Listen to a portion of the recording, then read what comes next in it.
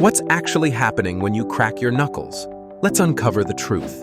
When you crack your knuckles, you're stretching the joint, which creates space. This drop in pressure causes gases in the joint fluid to form a bubble that bursts, producing the iconic pop sound. Good news, studies show cracking doesn't cause arthritis, but cracking too hard or too often could irritate your joints or weaken your grip strength over time. Ever wonder why you can't crack the same joint twice right away? It takes time for the gases to dissolve back into the fluid. Mind blown? Like this video if you love fun facts. Smash subscribe for more science bites and share it with someone who cracks their knuckles all the time.